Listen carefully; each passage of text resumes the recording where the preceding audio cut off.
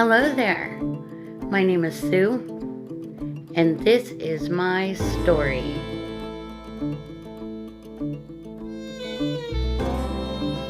It was the summer of 1969, and I decided that I wanted to hitchhike across country. I was just a small town girl from a little town in Ohio, and decided I wanted to go where everyone was going. The city of peace and love, maybe? I wanted to go to California.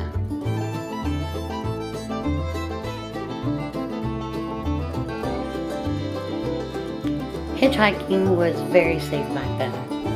You didn't worry about sociopaths and psychopaths, like taking you to their homes and chaining you in their basements. It was a beautiful time. Everybody wanted peace. Everybody wanted love. Civil rights, women's lib, Martin Luther King. So many things going on at that time. And I wanted to be a big part of it. But you couldn't be a big part of it in small town Ohio. Especially a very conservative small town. I wanted to go somewhere where I could make a difference. Maybe learn to play an instrument. Or just meet my people. I found a beautiful wooded area to pick flowers. And then I met Curly. She came out of nowhere, like a dream. Curly was a fantastic woman. She was so fun and energetic, so full of life. We hit it off instantly.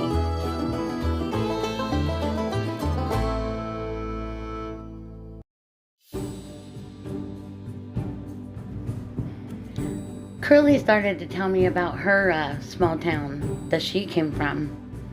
She come from a small town in Idaho, and she was on her way to find big and amazing things like I. She had already been in California though, for quite a while. She had established herself.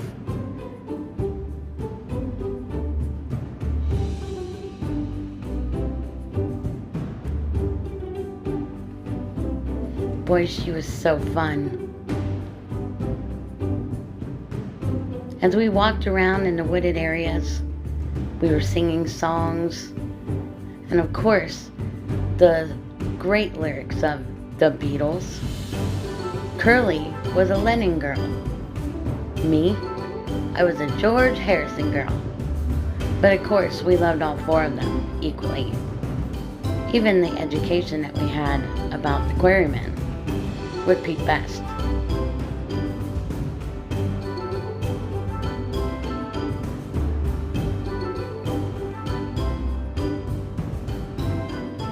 I found a sisterhood in Curly. She was just so like a big ball of sunshine.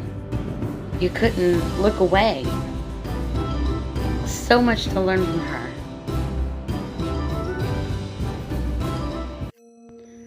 Curly offered me a place to crash. She told me about this guy that she knows that he's really cool. I was excited to meet this guy that she bragged about. Sure, why not? I needed a place to sleep. We cruised through the wooded area on our way to meet someone I had never met. And there he came, out of the woods, like a sensational beauty. His name, Charlie, and I was instantly smitten.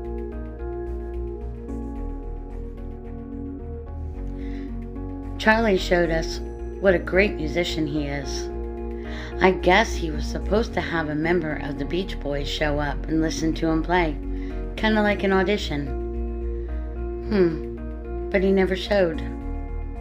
Charlie was really upset. But he still played his heart out for us, and we loved every minute.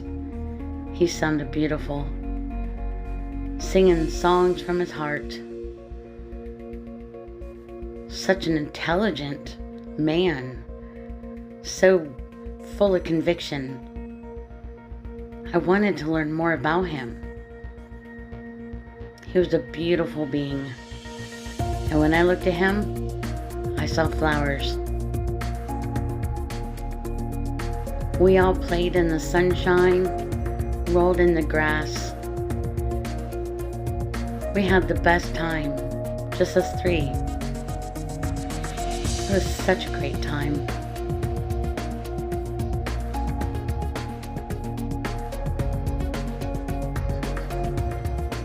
Charlie started to preach to us like a minister of the world, like a pastor to our hearts.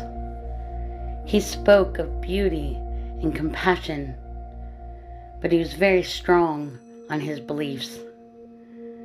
He spoke about things like love and acceptance,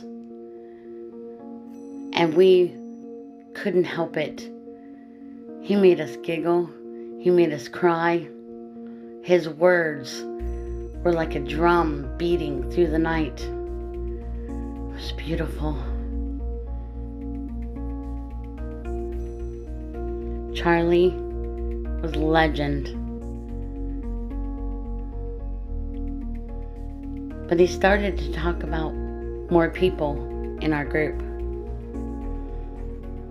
Suddenly, Curly and Charlie started growing a relationship beyond anything I'd ever noticed before. I was happy for them, but something felt wrong or offbeat. Curly was losing herself in him. I was scared for her. Meditation became my obsession. Of course, I was high on acid, compliments of Charlie. I didn't know what I was going to do. I was proposed. Not marriage, but something else. Charlie started to speak about the war on race. And Charlie was totally down. I felt pressured, especially when Charlie himself offered me a position in something called murder. What was I going to do? I was freaking out.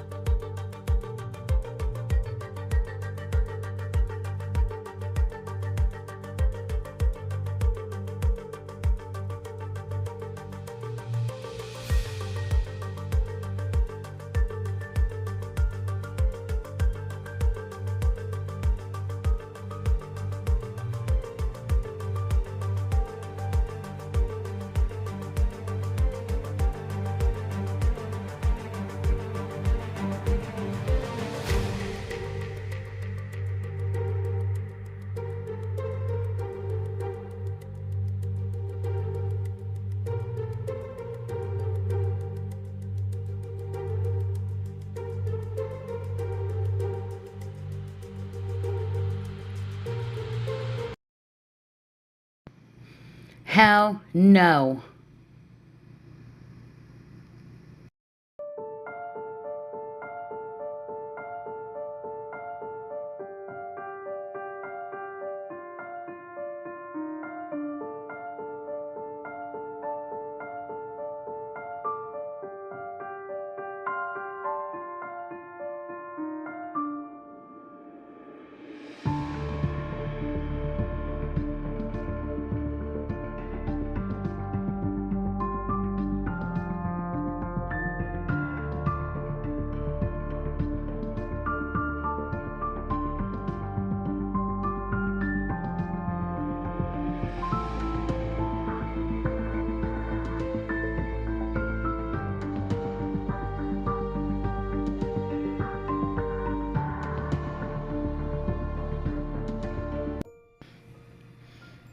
It's the 70s now, and I have the most precious, beautiful, strong-minded young woman in my life.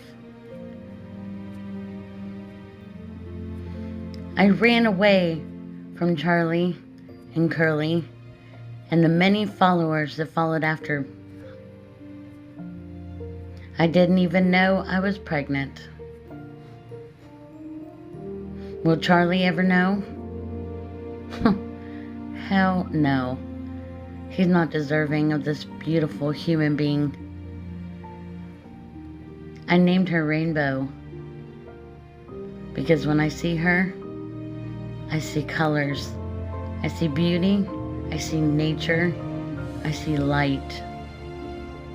She's also the calm after the storm. Rainbow has saved me in so many ways. More ways than I could ever count. She's my savior. She's my beauty, my lifelight. And I love her spirit. She's so fun. And one hell of a cuddler. That's my girl. It's my Rainbow.